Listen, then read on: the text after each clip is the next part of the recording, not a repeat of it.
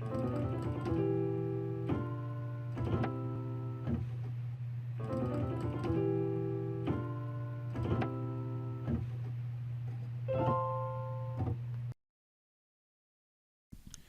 evening, everyone. This is Stephen Smyth at BBBC4, Shepherd's Bush in London. As always, we're here to introduce our audience to up-and-coming acts from artists both here and abroad.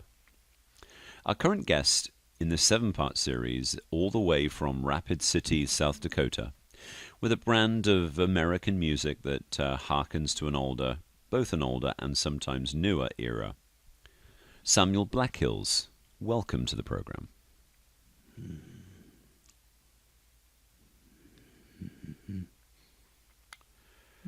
Why don't we start with something a bit different, perhaps something other than music, but something that actually brought you to the music, as far as you know.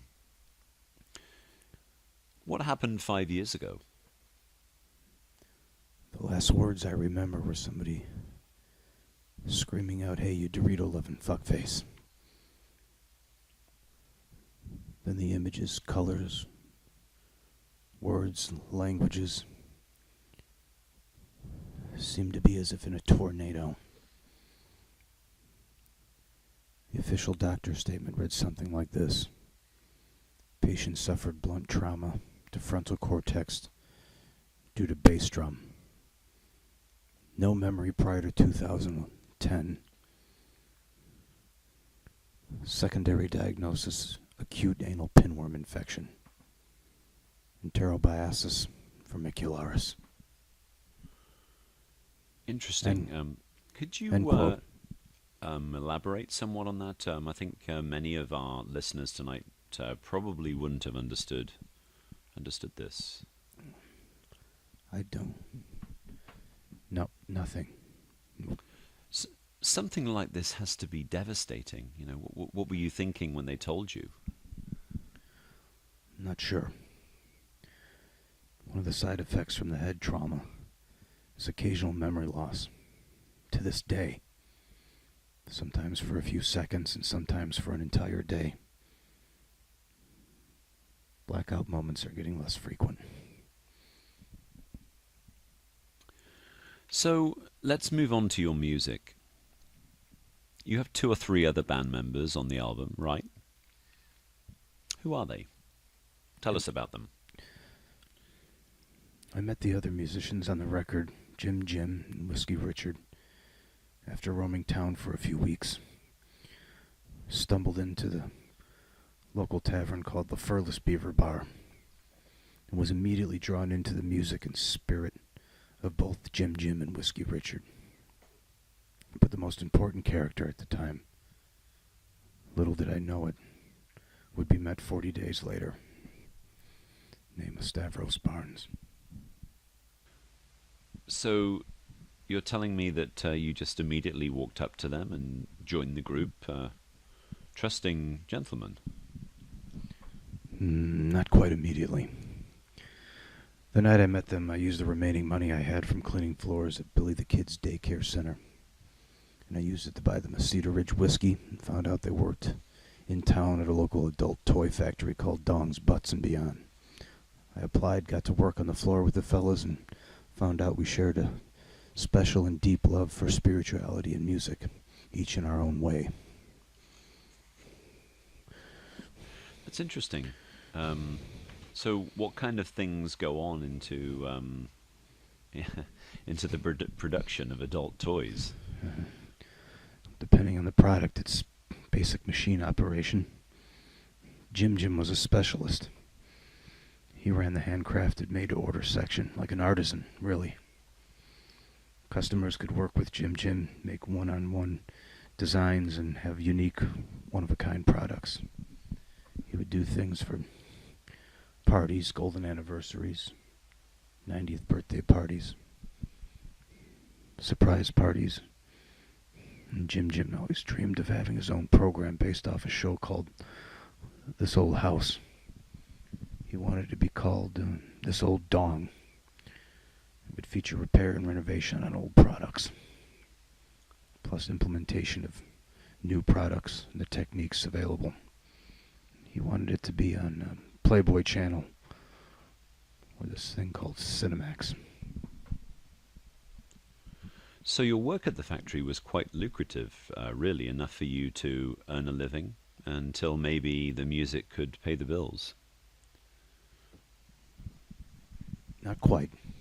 I wanted to immerse myself in the musical ethos of the town, so I got myself some jobs and tried to get my foot in the door of the local music scene. And what did you experience? Imagine Willie Nelson beating Willie Nelson to death. Here's what I mean. The very first gig I took was quite lucky. They were a friend of Stavros Barnes, working for the best Willie Nelson tribute artist in the whole area, probably of North America. His name was Chili Willie Nelson. He played 2 or 3 gigs a month throughout the country.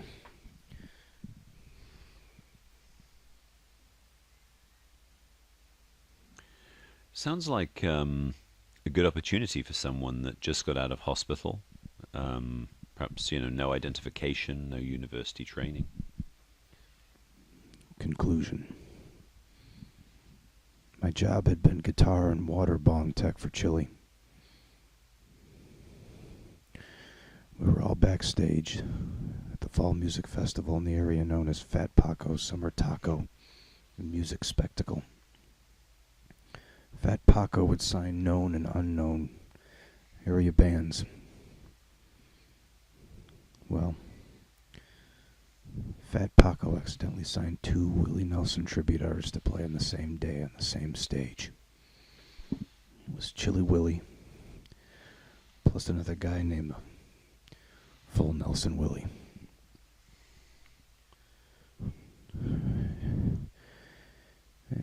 Words were said, and one Willie, whom I couldn't discern from the other Willie, gained the upper hand and managed to tie a double ponytail chokehold around the other's neck. Fists swinging,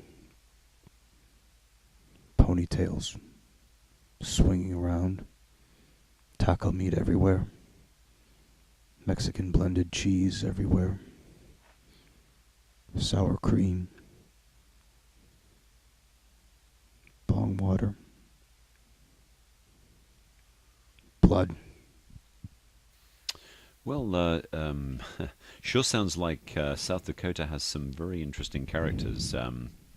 Is everybody like that? Not so much in the music world, but in town was a pretty tough set of thugs. I'm sure you heard of cockfights with chickens, but I'm sure you never heard of Baby Cockfight Club. It was exclusive, brutal, immoral, lucrative. So here's what. 2 male babies, no older than 20 months, no younger than 12, no potty training. And it's exactly as you'd expect. They give them toys, take them away, and the kids are pissed, and they let them loose in the baby fighting pit. The kid that falls first loses. I remember some of their fiercest competitors were Diapers O'Malley, Baby Cockfight Club Rocky Cocky Baby Balboa, Jesus Baby Teeth Martinez, Fat Baby Jackson, Chad, Plumpy and Dumpy the Fat Brat Brasky twins, Abbott the Ripper Country Puppy Stevens, Bitch Slap Carey, and a racist little kid named Adolf Hitler. Goodness, you certainly have a good memory for names. So, let's have a listen to music. No. What do you think about playing one of your songs for us? I don't quite think this is the time. I think there's something else we need to discuss first. I kind of feel it.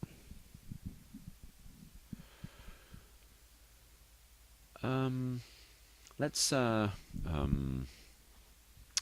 Your album features your other bandmates. You mentioned JimJim and Whiskey Richard. Where are they now? 5 weeks and 5 days before I met JimJim and Whiskey Richard at the Furless Beaver Bar, I spent time with a fella who owned a store. It was a combination gourmet toothpaste market and head shop. The owner came off very spiritual, which is exactly what I needed at the time. Called himself Shark Tit. Said it was the closest translation of his Hawaiian name, Manu Poli Pahuwaihu. Found out later he was actually from a town called Ely in Cherry County, Nebraska.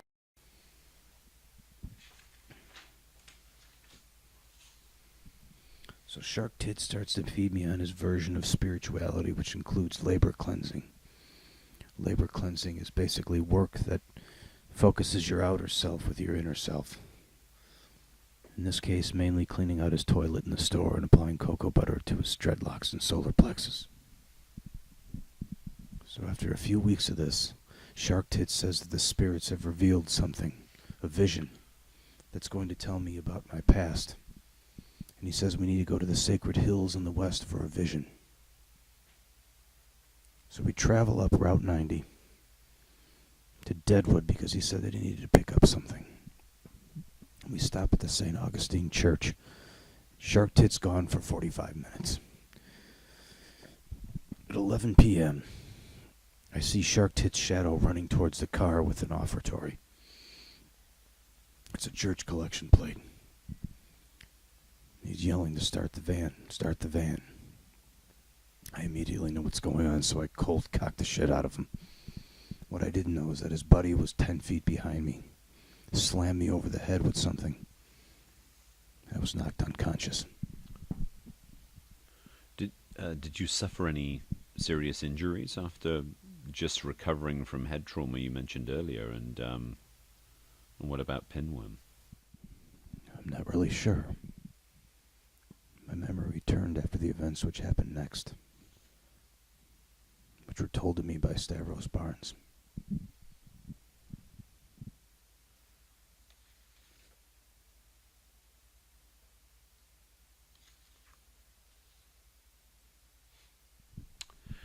And that just about wraps up the first of our 7 interviews with American musician Samuel Blackhills. Tune in for the second session as we discuss the struggles with memory loss. And we'll also hear some of the music Blackhills has been playing during his US and European tours.